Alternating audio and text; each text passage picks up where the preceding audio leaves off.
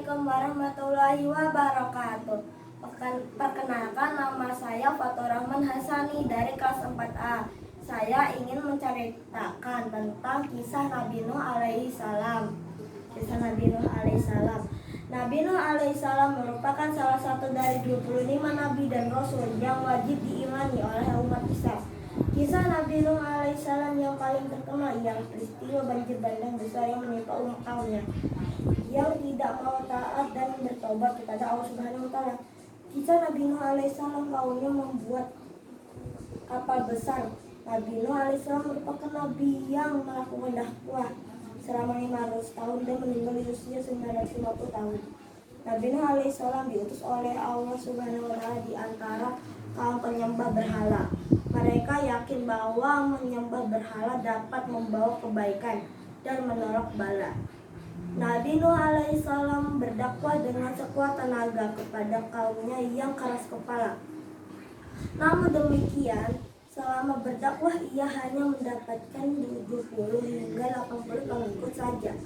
Suatu ketika, Nabi Nuh alaihissalam kemudian berdoa kepada Allah Subhanahu wa taala. Nabi Nuh alaihissalam berdoa supaya kaumnya diberi hidayah. Allah Subhanahu wa taala mengabulkan doa tersebut dan memerintahkan Nabi Nuh dan pengikutnya untuk membuat sebuah perahu besar.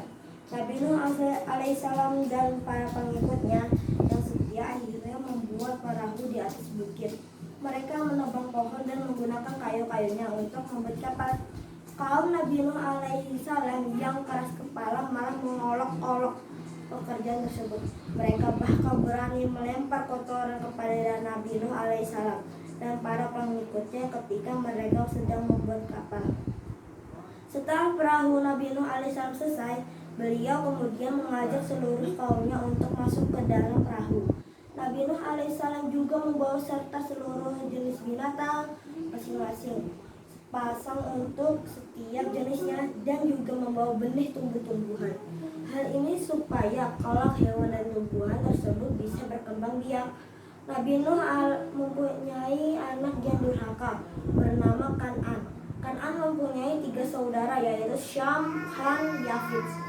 Awal mula terjadi hujan lebat disertai suara gemuruh halilintar selama 3 hari lamanya yang tak kunjung reda hingga akhirnya terjadilah banjir bandang.